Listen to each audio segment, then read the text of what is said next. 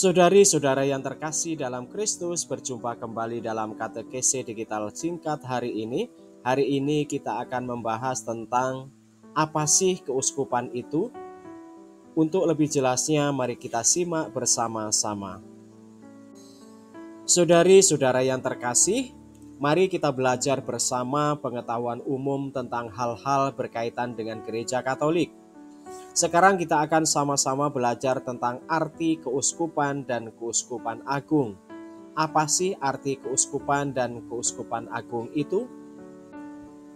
Kitab Hukum Kanonik Gereja Katolik mendefinisikan keuskupan sebagai bagian dari umat Allah yang dipercayakan kepada uskup untuk digembalakan dengan kerjasama para imam. Sedemikian sehingga dengan mengikuti gembalanya dan dihimpun olehnya dengan Injil serta Ekaristi dalam Roh Kudus, membentuk gereja partikular dalam mana sungguh-sungguh terwujud dan berkarya gereja Kristus yang satu, kudus, katolik, dan apostolik. Keuskupan merupakan gereja partikular dalam relasinya dengan gereja universal yang dipimpin oleh Paus. Hanya Paus yang memiliki wewenang untuk mendirikan suatu keuskupan setelah mendengarkan alasan-alasan yang diajukan oleh para uskup di daerah tersebut. Pada umumnya, suatu keuskupan dibagi menjadi wilayah-wilayah yang lebih kecil yang disebut paroki, yang dipimpin oleh seorang imam paroki. Seluruh keuskupan dipimpin oleh seorang uskup, tetapi seorang uskup belum tentu memimpin suatu keuskupan. Uskup yang memimpin suatu keuskupan disebut uskup diosesan. Uskup-uskup diosesan diangkat dan ditugaskan di dalam suatu keuskupan oleh Paus. Sementara Paus sendiri merangkap jabatan sebagai uskup Roma. Sementara itu, uskup yang tidak memimpin suatu keuskupan disebut uskup tituler. Uskup tituler bisa saja berstatus sebagai pembantu dari uskup diosesan atau uskup auxilier, calon uskup diosesan atau uskup koadjutor, atau mantan uskup atau uskup emeritus di dalam suatu keuskupan. Keuskupan juga dikenal sebagai gereja partikular atau gereja lokal. Keuskupan berada di bawah otoritas seorang uskup. Keuskupan digambarkan sebagai distrik gerejawi yang ditentukan berdasarkan wilayah geografis. Keuskupan seringkali dikelompokkan oleh tahta suci menjadi provinsi gerejawi untuk kerjasama yang lebih besar dan tindakan bersama antar keuskupan regional. Misalnya saja di Indonesia saat ini ada 10 provinsi gerejawi, di mana di setiap provinsi gerejawi ini terdiri dari satu keuskupan agung atau keuskupan metropolit dan beberapa keuskupan sufragan. Misalnya, di Provinsi Gerejawi Palembang terdiri dari satu keuskupan agung, yaitu Keuskupan Agung Palembang, dan 2 keuskupan sufragan, yaitu Keuskupan Tanjung Karang dan Keuskupan Pangkal Pinang. Keuskupan seringkali dipilih berdasarkan populasi dan signifikansi sejarahnya.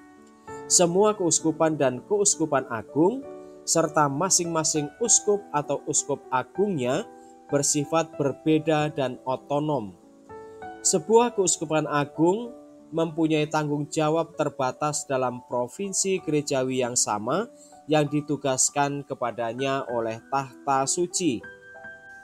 Menurut hukum Gereja Katolik Roma, keuskupan atau dioses adalah bagian umat Katolik yang tinggal dalam suatu daerah dengan batas-batas tertentu dengan seorang uskup yang adalah pengganti Rasul Yesus Kristus, mempersatukan mereka sebagai guru dalam ajaran, imam dalam ibadat suci, dan pelayan dalam kepemimpinan.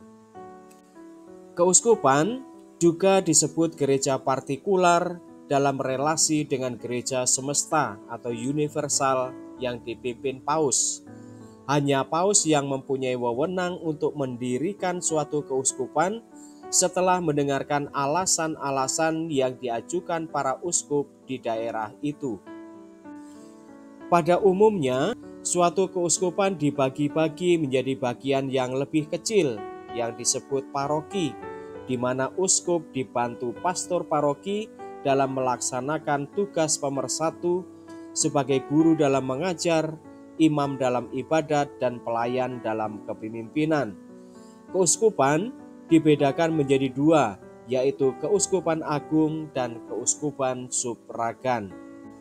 Pertama, keuskupan sufragan. Keuskupan sufragan adalah istilah yang hanya digunakan dalam relasi dengan keuskupan agung, yaitu beberapa keuskupan yang menyatukan diri dalam suatu provinsi gerejawi. Kedudukan keuskupan sufragan secara hukum gereja adalah setara dengan keuskupan agung. Maka, relasi antara keuskupan agung dan keuskupan sufragan bukan merupakan atasan bawahan, melainkan mitra kerja penggembalaan umat yang lebih luas. 2. Keuskupan agung. Keuskupan agung merupakan istilah untuk wilayah keuskupan yang dipimpin oleh uskup agung. Keuskupan agung umumnya dibentuk dari suatu keuskupan oleh paus. Keuskupan agung adalah istilah buat wilayah keuskupan-keuskupan yang dipersatukan karena letaknya saling berdekatan.